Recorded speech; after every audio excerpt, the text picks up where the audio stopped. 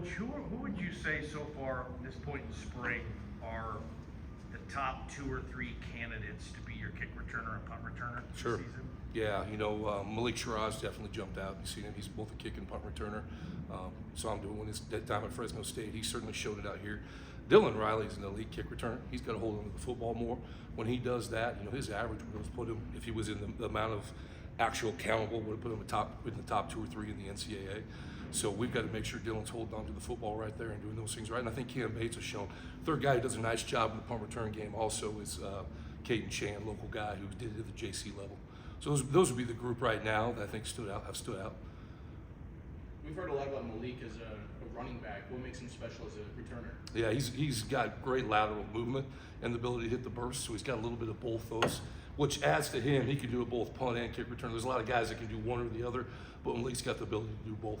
Was that one of the big, I know running back depth obviously is important, but was his ability in the return game one of the biggest reasons you guys won it? He was huge. That was a huge part of it, certainly for me too, on that end.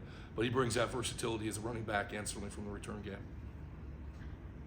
Who would you say overall so far this spring, Coach, has been your best special teams player? Yeah, I think Buck's been one that stands out in everything that he does over and over, which is not a surprise. He does the same thing in safety. But 2 guys that have consistently put in good work are Dylan Riley and Cam Bates on the offensive side. Bowen Phelps, Clay Martineau, you're seeing that a lot on the defensive side. Cole Miller's flashed amount. So there's been good competition. We spent a little bit more time in the spring on fundamentals and techniques. Get a little bit of scheme, did a little bit of scheme in the scrimmage, but I would say in those realms. Jake Ripp is another guy that is consistent with what you're seeing from a special team standpoint. How many guys do you run through and try it this time of the year? Everybody. We're going to get everybody reps at this time. I said a lot of fundamental technique drills, just seeing who can pick up those drills, and then we'll put them into small group environments right there. How do they compete? How can they transition those skills? And then we'll get a handful of times where we actually open it up. Had 2 live. I say live, we tagged off from returners, kickoff, kick returns. On Saturday, had a handful of those from punt return. How's life without Jonah Domas? Yeah, so it's been different. It's been a while. He's been here for a minute. So got 2 guys working it hard right now with Jarrett Reeser and Evan Keeley.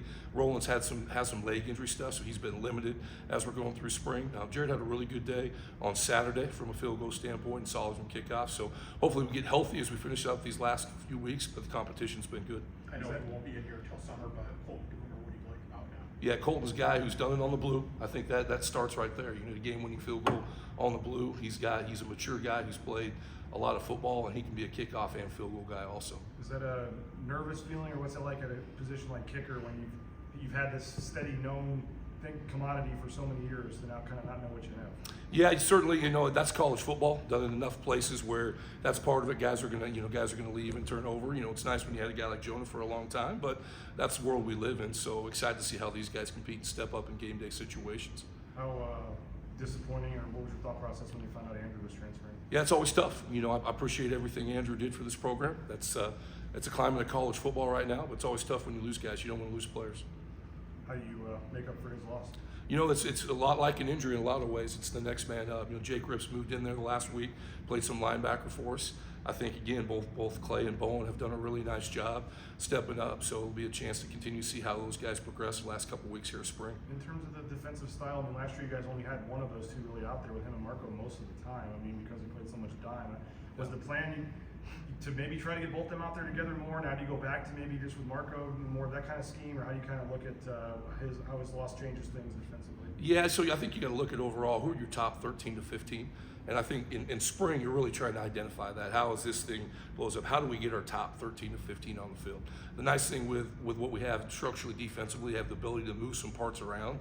So that's part of the process we're going through right now, is defining those guys and how those schemes will fit our personnel the best, because it's a player's game. Players make plays. Jake Ripp, back to linebacker edge wherever he is right now, like his role possibly, now with the Simpson departure, is he right there in the mix, or going to play next to Marco, you would see? Yeah, I could see him being in the mix. I think whether Jake's at edge or Jake's at linebacker, Jake's going to be in the mix and he's going to play football. And similar, last year we were playing a little bit more dime package with it.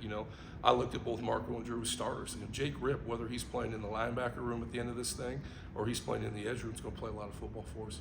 Can somebody play both during the season, or is that hard? Yeah, I think it's hard, but I think now that Jake's been through it before, I think he's a little bit more veteran on that. I think at times last year was hard for him when you're bouncing the guy around. I think he's got those reps doing both now, so I think he's in a better spot to do that. But you know, at the end of this thing, we'll get it figured out. We'll get it sorted out. Like I said, find our best 13, 14, 15. How do we get those guys on the field? A lot of that time is packaging them up. You know, your third down packages may change. How you're structuring Jake in there with some of the different fronts we can run, you'll change those. You know, whether he's playing edge or whether he's playing linebacker. How well does he just roll with whatever changes you need? That's just how he's wired, man. I know, like a couple weeks ago, he was Yeah. telling us he's really excited to, rush the passer every play, and now he's, back in his linebacker position. Yeah, that's just who Jake is. He's going to do whatever you ask him to do, and he does it at a high level. Credit to him.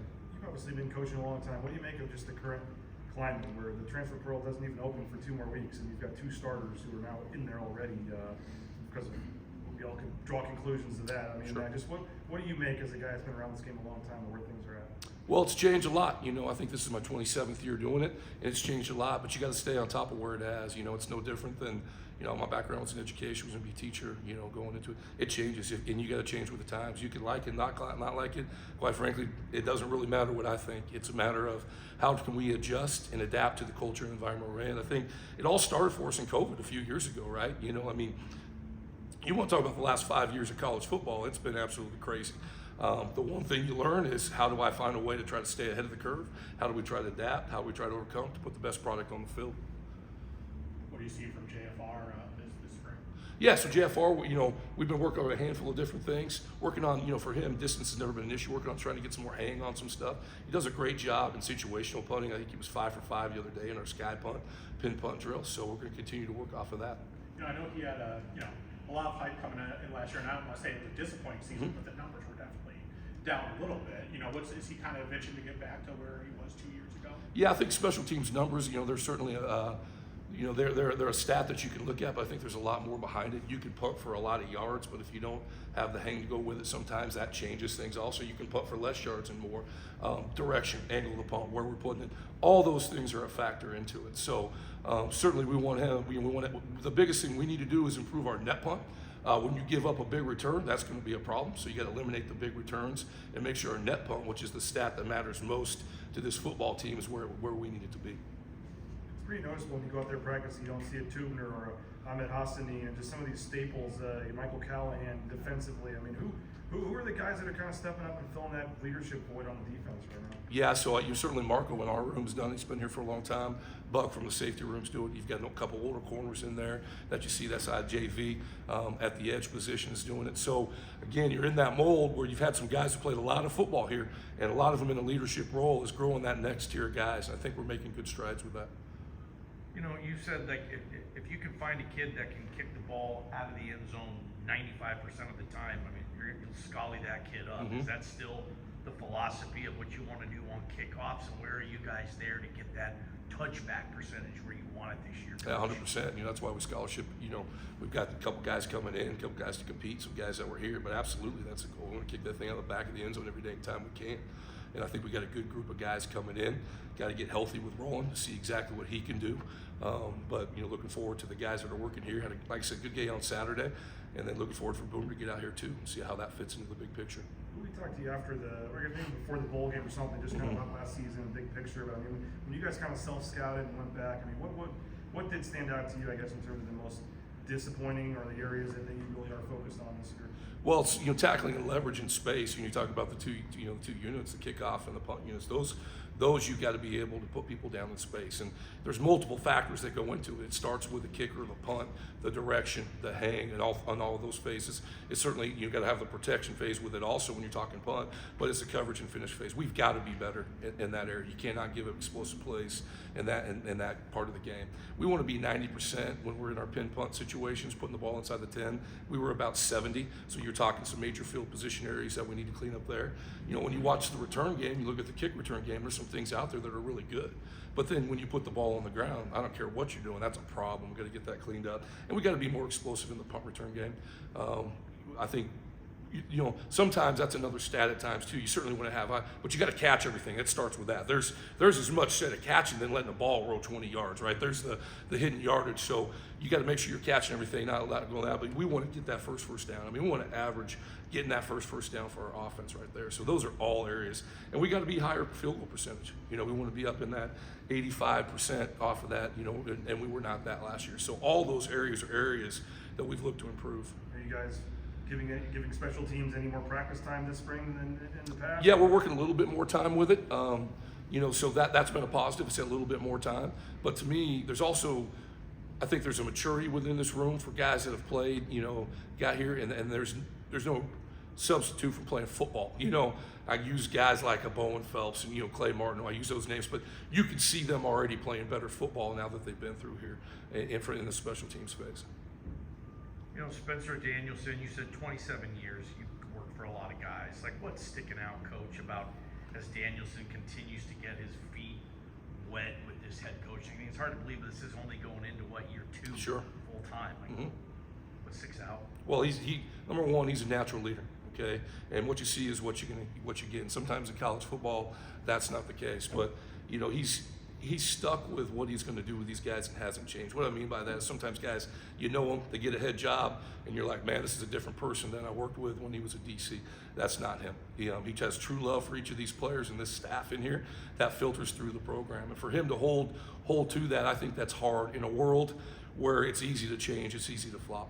How have you seen Frank Miley come in and what he's brought to the table here with the defensive line? Yeah, me and Frank got a long history together, so what you're going to get from Frank is a first-class person, number one, an elite teacher, and just a great person to have in this program. And I know it sounds like maybe it hasn't happened a ton yet, but it'll hopefully allow maybe some periods where you know, Eric can go with a DB drill or maybe move around, or maybe in a meeting he doesn't have to go in there as much. How do you think having the experience of a guy like Frank as an assistant D-line coach, so to speak, is going to help with Eric and his duties? I think you're right on. It gives Jens a chance to float around a little bit, get his hand in each phase, linebackers, defensive backs, the front, and then, you know, the guys that know Frank know what kind of teacher and coach he is. So it's just, he's an unbelievable asset to have here. Anything else? Thanks, guys. Let's go.